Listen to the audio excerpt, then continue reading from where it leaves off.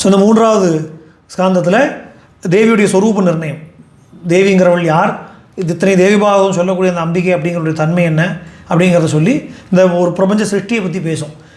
பல பிரளயங்கள் ஏற்படும், ஒரு தடவையும் ஒரு பிரளயம், சாதாரண பிரளயம், அப்புறம் மகா பிரளயம், அப்புறம் கல்ப பிரளயம், இப்படி ஒன்று வருமே. அப்போ அது மாதிரி 4 சதுரயுகங்கள் முடிஞ்சால் பிரம்மாவுக்கு ஒரு பகல், அது மாதிரி 365 நாள் இருந்தால் பிரம்மாவுக்கு ஒரு வருஷம், 365 சதுரயுகங்கள் முடிஞ்சால். அது மாதிரி பிரம்மாவுக்கு 100 வருஷம் ஆயுசு. அப்படி பிரம்மாவுடைய ஆயுசு முடியும் போது வேறு பிரம்மா வருவார். இந்த மாதிரி கணக்கெல்லாம் வருமே. அதை முடித்து ரொம்ப டீட்டெயிலாக இருக்கும். அதில் ஆச்சரியமாக இருக்கும், கணக்கெல்லாம் போட தலை சுற்றி போயிடும். அப்போ அதில் என்ன ஆகுது அப்படின்னா, இந்த பிரம்மாவுடைய பெருமையை, தேவியுடைய பெருமையை சொல்லி இந்த பிரளயம் முடிஞ்சு ஒரு சமயம் பார்த்தா திடீர்னு வெள்ளக்காடாக இருக்குது உலகம் பூரா. இந்த வெள்ளக்காடாக இருக்கிற உலகத்தில் பிரம்மான்னு ஒருத்தர் இருக்கார். அவருக்கு தான் யாருன்னே தெரியலை.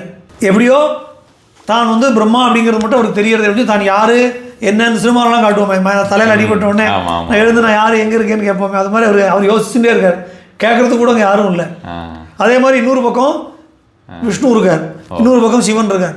இப்போ 3 பேரும் தப்பி தப்பி தப்பி பார்த்து வந்தோடனே ஒரு குரல் மட்டும் கேட்குறது, பிரம்மனே தவம் செய், விஷ்ணுவே தவம் செய், ருத்ரனே தவம் செய்யணுன்னே 3 பேரும் தவம் செய்கிறான். இப்படி தவம் செய்த உடனே ஒரு குரல் கேட்குறது, பிரம்மனே சிருஷ்டி செய், விஷ்ணுவே அதை நீ ஸ்திதி செய், ருத்ரனே அதை சமஹாரம் செய் அப்படின்னு சொல்லி ஒரு குரல் கேட்குறது. இந்த குரல் கேட்ட உடனே இது சிருஷ்டின்னா என்னன்னு தெரியாது, எதை சிருஷ்டி பண்ணணும், முன்ன பின்ன ஏதாவது தெரிஞ்சுதான் தானே பண்ண முடியும். அவருக்கு தான் யாருன்னே தெரியல. அதே போல் எதை பரிபாலனம் பண்ணணும், எதை அழிக்கணும், எதுவுமே தெரியாத ஒரு சிதை மறுபடியும் தவம் செய்யும்போது ஒரு விமானம் வந்து நிற்கிறது. இப்போ இந்த விமானத்தில் அவர்கள் ஏறி பயணம் செய்கிறார்கள். இந்த பயணம் செய்யும்போது பார்த்தா இந்த உலகத்தில் புல் பூண்டுலேருந்து ஆரம்பித்து எல்லா ஜீவராசிகளும் கண்ணுக்கு தெரிகிறது. அப்போது உலகத்தில் நான் சிருஷ்டியே பண்ணலை, உலகம் பூரா வெள்ளக்காடாக இருக்குது. இப்போ இதெல்லாம் தெரிகிறதுலாம் என்னது, இந்த குழப்பம் வருது பிரம்மாவுக்கு. இப்போ இதை பார்த்து இதுதான் மிருகம், இதுதான் யானை, இதுதான் புலி, இதுதான் சிங்கம், இதுதான் குதிரை, இதுதான் 2 கால் உள்ளது மனிதன், இது ஆண், இது பெண், இது அரசன், இது நகரம், இது காடு, இது வனம், இது மலை, இது பர்வதம், இது நீர்வீழ்ச்சி, இப்படி பார்த்து பிரம்மா தெரிஞ்சுக்கிறான். இப்போ இந்த மாதிரி படைக்கப்படக்கூடிய உலகத்தை தான் நம்ம காப்பாற்றணும்னு விஷ்ணு புரிஞ்சுக்கிறார். இதை முடிவில் நம்ம அழிக்கணும்னு ருத்ரன் புரிஞ்சுக்கிறாருன்னு சொல்லி இந்த விமான பயணம் போகிறது. இந்த விமான பயணத்தையே பார்த்தா பிரம்மலோகம் தெரிகிறது, அங்கே ஒரு பிரம்மா உட்காந்துருக்கார். வைகுண்டம் தெரியுது, அங்கே ஒரு விஷ்ணு இருக்கார். கைலாசம் தெரியுது, அங்கே ஒரு சிவன் இருக்குது. ஏன்னா நம்ம தான் இருக்கோம்.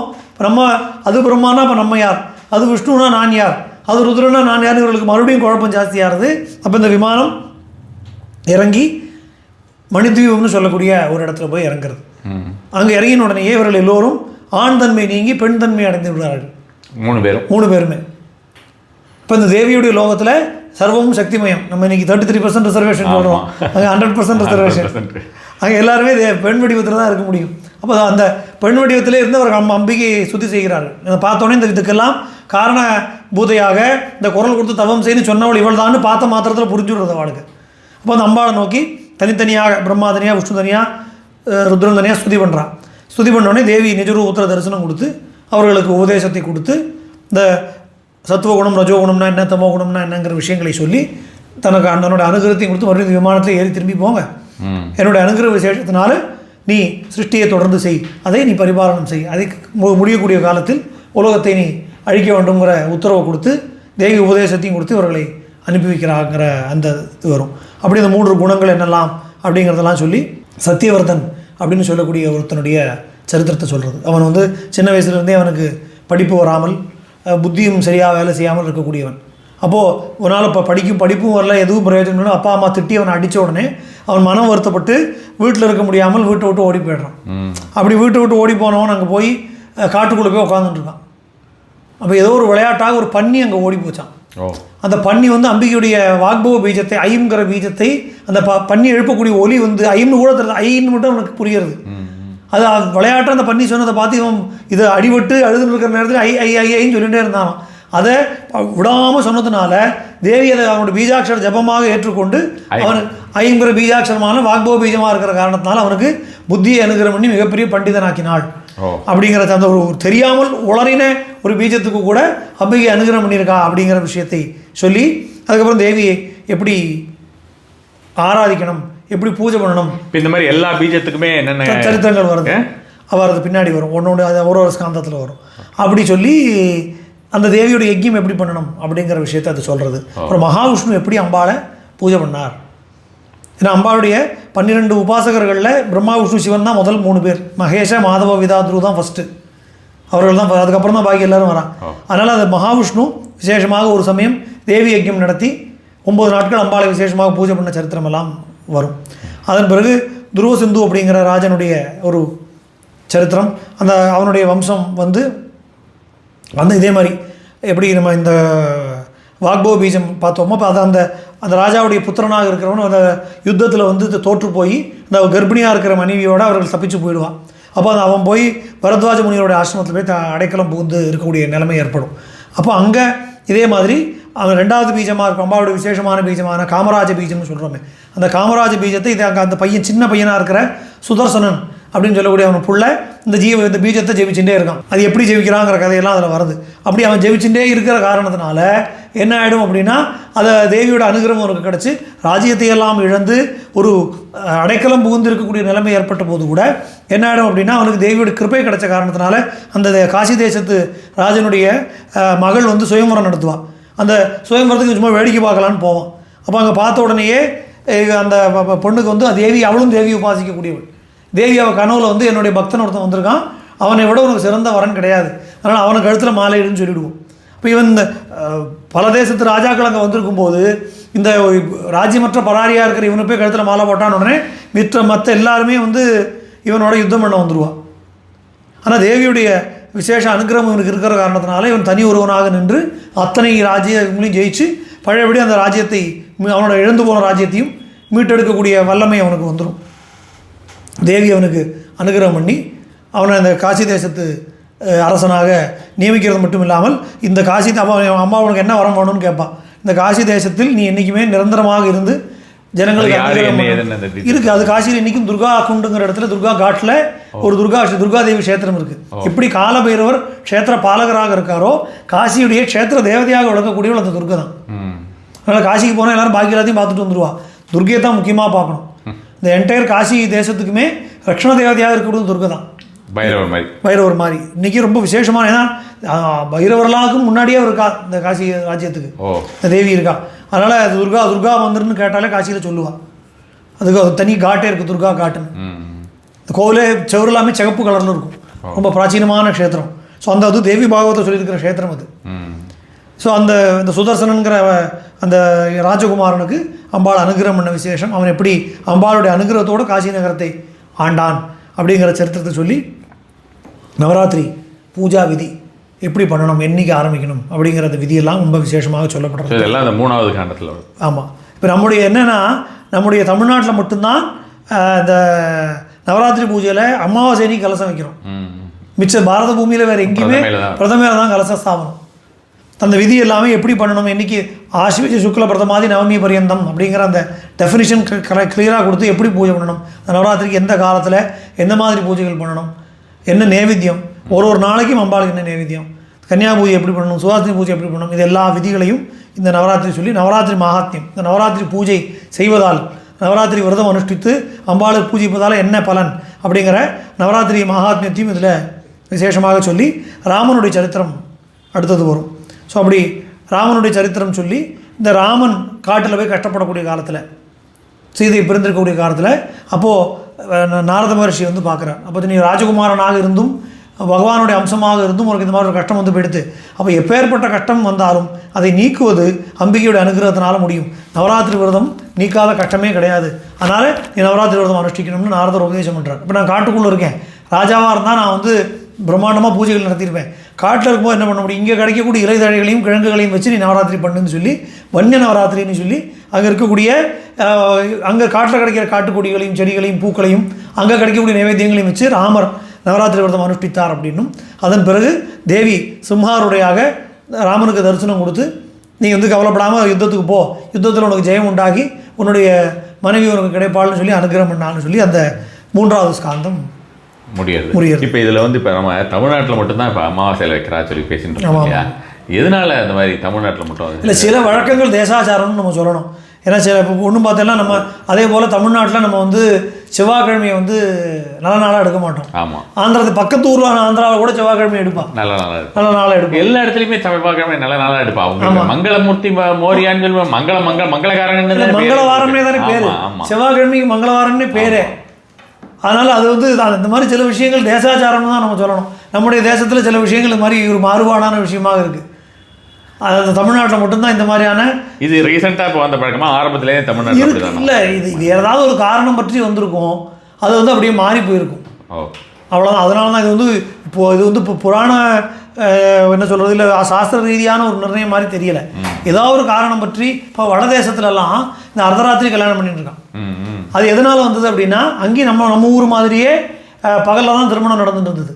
அப்போ இந்த முகலாயர்களுடைய அட்டாக் ஏற்பட்ட காலத்தில் பகலில் திருமணம் நடந்தால் அவர்கள் அந்த கேளிக்கைகள் சத்தமெல்லாம் கேட்டு உள்ளே வந்து தொந்தரவு பண்ணுவாங்கிறதுனால அவனுக்கு பயந்து ரகசியமாக ராத்திரி கல்யாணம் பண்ண ஆரம்பித்து இன்னைய வரைக்கும் அது அப்படியே தொடருது. பூனையை பிடிச்சி கட்டின கதையே தான் அது. அதனால் சில விஷயங்கள் அந்த மாதிரியான காரணங்களால் ஆரம்பிக்கப்பட்டிருக்கும். சில விஷயங்கள் சில நேரங்களில் திதி துவயமாக இருக்கும். அது மாதிரியான இதுக்காக அமாவாசைக்கு பரவாயில்லன்னு சொன்னது போக, ஏன்னா அன்றைக்கி வந்து ரொம்ப சிரமம். அமாவாசை அன்றைக்கி கலசத்தை அவனா மாலை வருஷம் முடிஞ்சு மாலை அமாவாசை தர்ப்பணம் காரியம் முடிச்சுட்டு கலசத்துக்கும் வைக்கிறதுக்குள்ளே ஒரு மாதிரி ஆகிடும். அதனால் இப்போ மடங்கள் எல்லாமே கூட நவராத்திரி பூஜை விசேஷமாக நடக்கிற சாக்த பீடங்கள்லையும் கூட பிரதமையிலேருந்து தான் கணக்கு வச்சுக்கிறது. அதனால் அதை எப்படி பண்ணணுங்கிற விதியும் இந்த புஸ்தகத்திலேயே நமக்கு ரொம்ப விசேஷமாக கொடுக்கப்பட்டிருக்கு. அதன் பிறகு அடுத்து 4வது ஸ்காந்தத்தில் இந்த மனித பிறவி ஏற்படுவதற்கான காரணம் என்ன அப்படிங்கிற விஷயங்கள்லாம் சொல்லி இந்த கர்மா அப்படிங்கிற விஷயத்தை பற்றி ரொம்ப டீட்டெயிலாக டிஃபைன் பண்ணுறான். ஏன்னா இந்த கர்ம வினையினால் தான் ஒரு மனிதனுக்கு துன்பம் ஏற்படுகிறது. ஏன்னா எவ்வளவோ நல்லது பண்ணியிருப்பான், ஆனால் அவன் வந்து கஷ்டப்படுவான். அக்கிரமம் பண்ணுறவனுக்கு சௌக்கியமான வாழ்க்கை இருக்கும். இது எதனால் ஏற்படுறது அப்படின்னா கர்ம வினையினால் ஏற்படக்கூடிய இந்த கர்ம வினையோட விஷயத்தில் வந்து இந்த 3 கர்மாக்கள் பற்றி எல்லாமே ரொம்ப அப்ராரப்தம், சஞ்சிதம், ஆகாமியங்கிற கர்மம் எப்படி வேலை செய்யும். இந்த ஒரு கர்மானால பாபகர்மாவும் அப்படி தான் இருக்குது, புண்ணியகர்மாவும் அப்படி தான் இருக்குது. ஆனால் அதுவும் தலைகள் தான். பாபகர்மா மட்டுமே தலையில்லை, புண்ணியகர்மா அதையும் சேர்ந்து போனால் அதனாலையும் பிறவி ஏற்படும். அது இரும்பு சங்கிலி, இது தங்க சங்கிலி, அவ்வளோதான் வித்தியாசமான சங்கிலி தான். அப்படிங்கிற இந்த கர்மாங்கிற ஒரு விஷயத்தை ரொம்ப டீட்டெயிலாக எக்ஸ்பிளைன் பண்ணி வசுதேவர் அவர் எப்படி பிறந்தார், அவருக்கு இதே போல் பூர்வ ஜென்மத்துடைய ஒரு கர்மா காரணமாக வசுதேவருடைய பிறவி ஏற்பட்டது. இந்த உலகத்தில் தர்மம் நிலைத்ததை விட அதர்மம் தான் நிலைத்திருக்கும், அதான் விதி. அதனால் தர்மத்தின் வழி நடப்பவர்களுக்கு சோதனை ஏற்படத்தான் செய்யும். அதனால் தாண்டி வர்றது தான் அவருடைய மன உறுதியை பொறுத்ததுங்கிற விஷயத்தெல்லாம் சொல்லி நரநாராயணராக மகாவிஷ்ணு அவதாரம் பண்ண சரித்திரத்தை சொல்கிறான். அப்போது மகாவிஷ்ணுவுக்கு பல அவதாரங்கள் உண்டு. நம்ம இந்த தசாவதாரம் மட்டும் இல்லாமல் ஸ்ரீமத் பாகவத்தில் 24 அவதாரம் வருது. அதில் இப்போ இந்த லிஸ்ட்டில் இல்லாததெல்லாம் வரும். இப்போ மோகினி, அதுக்கப்புறம் ரிஷபதேவர், ஹம்சா அவதாரம், நாராயணன் 2 அவதாரம். ஒரே சமயத்தில் நரனாகவும் நாராயணனாகவும் ஒரு அவதாரம் பண்ணுறார். இந்த நரநாராயண அவதாரங்கள் தான் உங்களுக்கு பின்னால் கிருஷ்ணனாகவும் அர்ஜுனனாகவும் வரான். இந்த நரன் அர்ஜுனனாகவும் நாராயணன் கிருஷ்ணனாகும். நீங்கள் பத்ரிகாசிரமத்தில் தவம் பண்ணாலும் இதில் இருக்குது. இன்றைக்கி பத்ரிகாசிரமத்தில் பார்த்தீங்கன்னா நமக்கு பத்ரிநாராயணன் இருப்பார். சுவாமி பாக்கி மகாவிஷ்ணு மாதிரி இல்லாமல் ஜடாமுகதாரியாக ஜடையை விரித்து போட்டுட்டு சுவாமி வந்து அங்கே இப்போ தபஸில் உட்காந்துருக்கிற கோலத்தில் தான் இன்றைக்கும் இருக்காருங்க. அந்த விக்கிரகமே காணாமல் போய் அப்புறம் பௌத்தர்களால் மறைச்சி வைக்கப்பட்டு பௌத்தர்களுடைய சதியினால் அதை தூக்கி அழகநந்தால உள்ளே போட்டு வச்சுக்கிறோம். அதை ஆதிசங்கர பகவத் பார்த்தால் தான் அதை திருப்பியும் முங்கி எடுத்து கொடுத்து பிரதிஷ்டை பண்ணினார்னு சொல்லி பத்ரிகாசிரமத்தில் பத்ரிநாத் சார்தாமில் இருக்கேன் அந்த பத்ரிநாத் கோவிலில். அப்போ அங்கே இவர்கள் தவம் பண்ண அந்த சரித்திரம். அப்போ இந்த சரித்திரத்தில் அவர் அம்பிகையை நோக்கி தபஸ் பண்ணுறா. தவத்தினால அவர்களுக்கு ஆத்ம விசாரம் ஏற்பட்டுறது. அதெல்லாம் அவர்கள் பண்ணிட்டு இருக்கிற நேரத்தில் ஆனால் பிரகலாதனுக்கும் நரநாராயணனுக்கும் யுத்தம் ஏற்படுறது. இந்த சரித்திரமெல்லாம் இதில் வருது. அப்போது இது மாதிரியான விசேஷமான சரித்திரங்கள் வருது. அப்புறம் ஏன் சண்டை வந்தது, ஏன் அவர்களுக்குள்ள பகைமை ஏற்பட்டது. பிரகலாதன் ஒரு விஷ்ணு பக்தனான அவனே இவர்களோட ஏன் யுத்தம் பண்ணுறான், அப்படியே அந்த மாதிரியான விஷயங்கள்லாம் வருது. அதுக்கப்புறம் பிருகுமுனிவருடைய சாபம் எப்படி ஏற்பட்டது, பிருகுமுனி சாபத்தினால ஏற்படக்கூடிய விளைவுகள் என்ன அப்படிங்கிறதெல்லாம் சொல்லி, அதுக்கப்புறம் இந்த அசுரர்களை ஜெயிக்க முடியாமல் போயிடுற காரணத்தினால் தேவாசுர யுத்தம் நடக்கும்போது அசுரர்கள் ஜெயிக்க முடியாமல் போய்டுறது. அப்போது தேவகுருவான பிரகஸ்பதி அவர் இந்த அசுரர்களை வஞ்சிப்பதற்காக அவர் போய் சுக்கராச்சாரியாரை மறைச்சி வைக்க சொல்லிவிட்டு இவர் சுக்கராச்சாரியார் மாதிரி போய் அவர்களுக்கு வஞ்சகமான சில விஷயங்கள்லாம் சொல்லி அவருக்கு தேவர்களுக்கு எதிர்க்காதபடியான சில வஞ்சனைகள் எல்லாம் பண்ணுற அந்த சரித்திரமெல்லாம் வருது. இது இங்கே சொல்லும்போது தான் இன்னொரு விஷயம் ஞாபகம் வருது. என்னென்னா இந்த குரு பயிற்சி அப்படின்னு சொல்லுவோமே, குரு பயிற்சின்னு நிறைய பேர் தட்சிணாமூர்த்திக்கு பண்ணுறான். இது தேவகுருவான பிரகஸ்பதி தான் பெயர்றாரு, தட்சிணாமூர்த்தி இல்லை. நமக்கு ஜென்ரலாக உங்களுக்கு குருவோடைய அதிதேவதை பிரத்யேக தேவதையே பிரகஸ்பதி தானே. ஆமாம், அதிதேவதையா இந்திரனும் பிரத்யேக தேவதையா உங்களுக்கு பிரகஸ்பதி தான் வருவார். அதனால் வந்து அந்த அவர் அசுரர்களை வஞ்சிக்கிறதுக்கு அப்புறமா சுக்கராச்சாரிய தப்பிச்சு வந்து அதுக்கப்புறம் அவரோட உண்மையை சொல்லி 2 பேரும் பார்த்தா சுக்கராச்சாரியாராக இருக்கான். தேவகுருவும் சுக்கராச்சாரியாராக காட்சி கொடுக்குறார். அதுக்கப்புறம் இது யார் என்ன அப்படிங்கிற உண்மையை தெரிந்து கொண்டு அவர்கள் மறுபடியும் யுத்தம் நடக்கிறது. பிரகஸ்பதிக்கு குரு சுக்கராச்சாரியார் தான் சொல்லுவான். அப்படி ஒரு இது உண்டு. ஆனால் இங்கே அப்படி இப்போ அதை பற்றி ஒன்றும் மென்ஷன் பண்ணலை. அதனால் மறுபடியும் தேவாசுர யுத்தம் நடக்கிறது. அதுக்கப்புறம் இதை சமாதானப்படுத்தி ஒரு மாதிரி அனுப்பிச்சி வைக்கிறான். அப்புறம் இந்த பிருகுவுடைய சாபத்தின் காரணமாக விஷ்ணு எப்படி அவதாரங்களை எடுக்கிறார் அப்படி அந்த சரித்திரம் ரொம்ப டீட்டெயிலாக சொல்லப்படுது. வேறு நிறைய புராணங்களும் இது கிடைக்கிறது நமக்கு. இது வைஷ்ணவ புராணங்கள் இருக்காது, சைவபரமான புராணங்கள் இது இருக்கும். ஏன்னா பிருகுவுடைய சாபத்தினால பிருகுவுடைய மனைவியை விஷ்ணு சம்ஹாரம் பண்ணிடுவார். தனக்கு அடைக்கலம் தேடி வந்திருக்கக்கூடிய அசுரர்களுக்கு அடைக்கலம் கொடுத்து பிருகுவுடைய மனைவி வச்சுருப்பான். அப்போது விஷ்ணு அவரை துரத்தின்னு வந்தோடனே அவர் வந்து விட முடியாது அப்படின்னு பிருகுவுடைய மனைவி சொல்லுவாள். எப்படி சரியானவனோ தப்பானவனோ, இப்போ வக்கீல்கள்லாம் சொல்கிறா இல்லையா, கிளைண்ட்டு நல்லவனா கெட்டவனோ என்னை நம்பி வந்தால் நான் காப்பாற்றணுங்கிற மாதிரி அவர் சொல்ல, என்ன நம்பி வந்திருக்கும் போது நான் விடமாட்டேன்னு சொன்னால் அப்போ ஒன்றையும் சம்ஹாரம் பண்ணுவேன்னு அவர் சம்ஹாரம் பண்ணிடுறார். அப்போது பிருகுவை தெரிந்து கொண்டு அதுக்கப்புறம் மனைவிக்கு உயிர் கொடுத்துட்றார். ஆனாலும் வந்து நான் என் மனைவியை பிரிஞ்சு கொஞ்சம் காலம் கஷ்டப்பட்டேன், அதுபோல் நீயும் வந்து மனித பிறவி எடுத்து எல்லா பிறவிகளும் மனைவியை பிரிந்து கஷ்டப்படணுங்கிற சாபம் கொடுக்குறார். அப்புறம் அதை எல்லாரும் சமாதானப்படுத்தினோடனே சரி எல்லா பிறவியும் வேண்டாம், ஒரு பிறவியில் பிரிஞ்சு கஷ்டப்படணும்னு சொன்னதால ராமாவதாரத்தில் மாத்திரம் நடந்ததுன்னு சொல்லி ஒரு சரித்திரம். அப்போ இந்த விஷயங்களை எல்லாம் சொல்லி இந்த விஷ்ணுடைய அவதாரத்துக்கு இது காரணமாக இருந்திருக்கு. ஆனால் இது சாபம் மாதிரி தோன்றினாலும் இந்த அவதாரத்தை ஒரு அவதாரம் எடுப்பதற்கு ஒரு ஹேத்து வேணும். ஜனங்களுக்கு நல்லது பண்ணுறதுக்காகவும் இப்போ கிருஷ்ணர் சொல்லிட்டாரு, பரித்ராணாய சாதுனா விநாசாயச்ச துஷ்கிருதாம் தர்ம சம்ஸ்தாபனார்த்தாயன்னு சொல்லி 3 டெஃபினேஷன் கொடுத்துட்டார் அவதாரத்துக்கு. 3 காரியத்தையும் பண்ணுறதுக்கு நானே அவதாரம் பண்ணணும்னு நினச்சிட்டு இருந்தேன், எப்படி பண்ணணும்னு யோசிச்சுட்டு இருந்தபோது இந்த சாபத்தை அதுக்கு காரணமாக்கினேன்னு சொல்லி அவர் அவதாரம் எடுத்தார் அப்படிங்கிறத சொல்லி, அப்படி பூர்வ ஜென்மத்தில் வசுதேவர் யாராக இருந்தார், அவர்கள் எப்படி இங்கே இந்த ஜென்மத்தில் பிறக்கிறாருங்கிற வசுதேவருடைய சரித்திரத்தை சொல்லி நம்ம பல சரித்திரங்கள் பார்க்குறோம். ஒரு 3 பிறவிகள் எடுத்து தான் இங்கே வந்தாருங்கிறத பார்க்குறோம். நம்ம குருவாயூரப்பனோட சரித்திரம் சொல்லும்போது கூட இது வரும். வசுதேவருடைய இது முற்பிறவி என்ன அப்படிங்கிற சரித்திரமெல்லாம் சொல்லி, அதுக்கப்புறம் கிருஷ்ணர் பிறக்கும்போது பாக்கி தேவர்களும் கிருஷ்ணனுக்கு உபகாரம் பண்ணுறதுக்காக எல்லா தேவர்களுமே பூலோகத்தில் வந்து பிறந்தார்கள் அப்படின்னு அந்த சரித்திரமெல்லாம் சொல்லி கிருஷ்ணனுடைய லீலைகளை விஸ்தாரமாக சொல்கிறது. கிருஷ்ணனுடைய ஜனனம், கிருஷ்ணனுடைய பால லீலைகள், கிருஷ்ணனுடைய அவரை பண்ணின விளையாட்டுகள், இது எல்லாத்தையும் சொல்லி, ஏன்னா இது தேவி பாகவதம்னு சொன்னாலும் தேவியுடைய பிரபாவத்தை சொல்லி பாக்கி தேவதைகளை குறைமை கொடுத்து சொல்லால கிருஷ்ணனுடைய பெருமையும் இதில் ரொம்ப விசேஷமாக சொல்லப்படுது. இதோட 4வது ஸ்காந்தம் முடிகிறது. பொதுவாகவே அதெல்லாம் உங்களுக்கு பெரும்பாலான புராணங்கள்லேயே வந்து எல்லாத்தையுமே கவர் பண்ணுற மாதிரியா தான் உங்களுக்கு சிவபுராணத்திலிருந்து புராண லட்சணம் அது. அந்த புராணத்தில் பாக்கி எல்லா தேவதைகளை பற்றியுமே அதில் சொல்லத்தான் சொல்லும். அப்போ 5வது ஸ்காந்தத்தில் வந்து பரமேஸ்வரனுடைய பெருமையை சொல்லி இந்த ருத்ரன் எப்படிப்பட்டவர், எங்கிருந்து வந்தார், பரமேஸ்வரன் வேற சிவன் வேற ருத்ரன் வேறங்கிற தன்மையில் இருக்கு இல்லையா, அந்த ருத்ரனுடைய தன்மை எப்படிப்பட்டது. அப்போ உலகத்தை தீயவர்களை அழ வைப்பதற்காக ருத்ரனுடைய அம்சம் தோன்றியதுங்கிற அந்த சரித்திரமெல்லாம் சொல்கிறா. அதுக்கப்புறம் மகிஷாசுரன் அப்படிங்கிற அந்த அரக்கனுடைய உற்பத்தி, அவன் எப்படி வந்தான், அப்போ அவனுடைய ரம்பன் கரம்பன்னு சொல்லக்கூடிய 2 அரக்கர்கள் சகோதரர்கள், அவர்களுடைய அந்த அவர் தபஸ் பண்ணி அக்னி நோக்கி தபஸ் பண்ணுறாவா. அப்போ அந்த தபஸில் இருந்து இவர்களால் ஏதோ ஆபத்து ஏற்பட்டு போயிடும் அப்படின்னு சொல்லி அந்த கரம்பன் அப்படிங்கிறவன் தண்ணிக்குள்ளேயும் ரம்பன்கிறவன் வெளியிலையும் இருக்கிறான். ஜலத்துக்குள்ளே இருக்கிற கரம்பனை இந்திரன் வந்து கொண்டு விடுறான். அப்போ இந்த வெளியில் இருக்கிற அவனுடைய சகோதரனான ரம்பன் என்ன பண்ணிடுறான்னா, தன்னுடைய சகோதரன் இறந்ததுனால அவனுக்கு வாழ்க்கை மேலே இருக்கிற இன்ட்ரெஸ்ட் போயிடுது.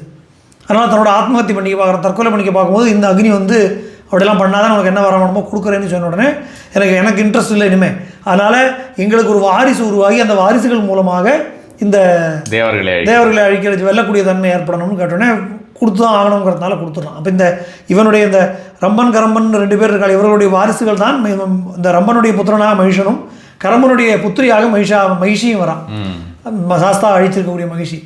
ஸோ அந்த மகிஷாசுரன் எப்படி தோன்றினான் அப்படிங்கிற அந்த விஷயத்தை சொல்லி இந்த ரம்பன் ஒரு எருமையை வடிவெடுத்து வர அப்படிங்கிற அந்த கதையெல்லாம் அதில் வருது. அதுக்கப்புறம் மறுபடியும் மகிஷாசுரன் வந்து தேவர்களோடு யுத்தம் பண்ணி அவர்களை ஜெயிக்க பார்க்குறான். அப்புறம் மகிஷாசுரன் இது வெறுமனை ஜெயிச்சா போகாதுன்னு சொல்லி மகிஷாசுரன் தபஸ் பண்ணுறான். அவன் தபஸ் பண்ணி அவன் வந்து வரம் வாங்குறான். என்ன வரும் அப்படின்னா, ஒரு பெண்ணை தவிர வேறு யாராலையும் எனக்கு மரணம் ஏற்படக்கூடாது. ஏன்னா பெண்களுக்கு பலம் இல்லை, அவர்களால் தன்னை ஒன்றும் பண்ண முடியாதுங்கிற ஒரு எண்ணம் அவனுக்கு இருக்கிற காரணத்தினால பெண்ணை தவிர வேறு யாராலையும் எனக்கு மரணம் ஏற்படக்கூடாது அப்படிங்கிற ஒரு எண்ணத்தோடு அது வாரத்தை கேட்குறான். அதுக்கப்புறம் அவனை யாருமே ஜெயிக்க முடியல. அந்த மாதிரி ஒரு யுத்தம் மாயத்திலையும் வல்லமை ஒன்றனா இருக்கிறதுனால அவனோட டேரெக்டாக யுத்தம் பண்ண முடியாது. யுத்தம் பண்ணுற நேரத்தில் மாய யுத்தங்கள்லாம் பண்ணுறான். அந்த சரித்திரமெல்லாம் பண்ணி தேவர்கள் எல்லாம் வந்து சிவபெருமானை வேண்டின்னு இருக்க மகாவிஷ்ணுவும் பிரம்மனும் அங்கே வந்து சேர்றதுனால ஏற்கனவே பார்த்த மாதிரி எல்லாருடைய கோபத்திலிருந்தும் தேவி 18 கைகள் கொண்ட சண்டிகா மகாலட்சுமி ஸ்வரூபத்தோடு அங்கே வரா.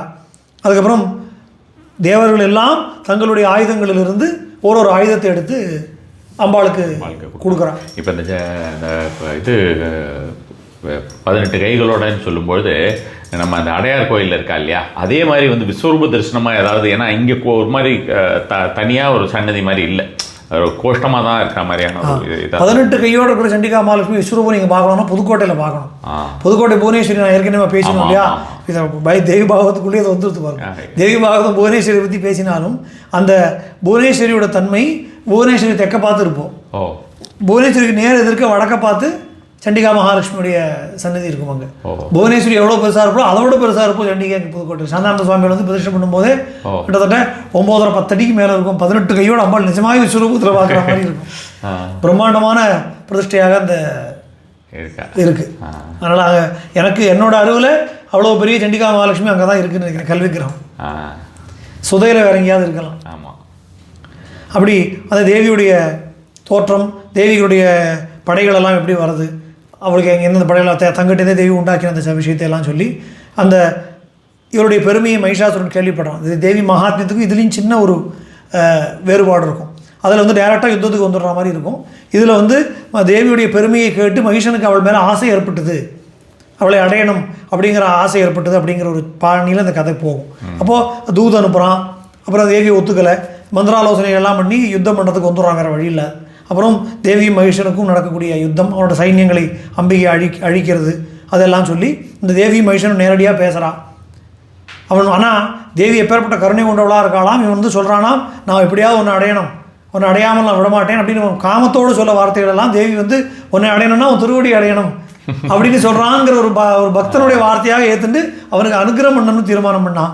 அதனால் அவனுக்கு யுத்தத்தில் இவனுக்கு சம்ஹாரம் பண்ணி அனுகிரகம், பக்தர்களுக்கு பண்ணக்கூடியது வேறு வகையான அனுகிரகம், இதை அவனை சம்ஹாரம் பண்ணுறதும் ஒரு அனுகிரகம், அவனுக்கு சாயுச்சியம் கொடுக்கணும் அப்படின்னு தீர்மானம் பண்ணி பண்ணுறான். அப்போ அந்த அதிலேயே வந்து மண்டோதரின்னு சொல்லக்கூடிய வேற ஒரு சரித்திரமும் உபச்சரித்திரமாக அதில் வருது.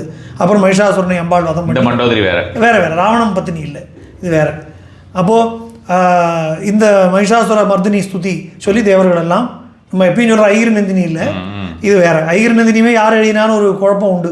சில பேர் ஆதிசங்கரங்கிறார், சில பேர் தென்னாலிராமன் தான் எழுதினார்னு சொல்கிற ஒரு விருத்ராசுரன் தோன்றின சரித்திரம். அந்த விருத்ராசுரனை வெல்ல முடியாமல் தேவர்கள் எல்லாம் அம்பாளை, யாரோட புத்திரன், திருச்சிரன்னு சொல்லக்கூடிய அவனுடைய புத்திரனாக அவன் வரான். விருத்ராசுரனுடைய வரபலத்தினால அவனை ஜெயிக்க முடியல. தேவர்கள் மறுபடியும் தேவியை சரணடைஞ்ச காரணத்தினால தேவி வந்து ஆகாச மண்டலத்தில் தோன்றி அவனை கொல்லக்கூடிய உபாயத்தை தேவேந்திரனுக்கு சொல்ல கடல் நுரையினால் அவனை இந்திரன் வதம் பண்ணான் அப்படின்னு சொல்லி சொல்கிறான். ஆனாலும் வந்து அவன் ஒரு முனிவராகவும் இருந்த காரணத்தினால இந்த திருச்சிரன் அவனை கொன்ற காரணத்தினால தேவேந்திரனுக்கு வந்து பிரம்மஹத்தி தோஷம் வருது. அதனால் அவன் மறைஞ்சு வாழறான். அப்போ அந்த இவன் இருக்கா தேவேந்திரன் இல்லாமல் போயிட்ட காரணத்தினால நகுஷன்கிற ராஜாவை கொண்டு வந்து நகுஷனை வந்து டெம்பரரியாக இந்திரனாக அமர்ந்திருக்கான். அப்போ அந்த நகுஷன் அகங்காரத்தினால சில தவறான செயல்களை செய்து இந்திராணி மேலே ஆசைப்படுறான். அதே போல் முனிவர்களில் அவமானப்படுத்தி அதில் அகஸ்தியரை காலால் உதைச்சதுனால அவனுக்கு சாபம் ஏற்படுறது.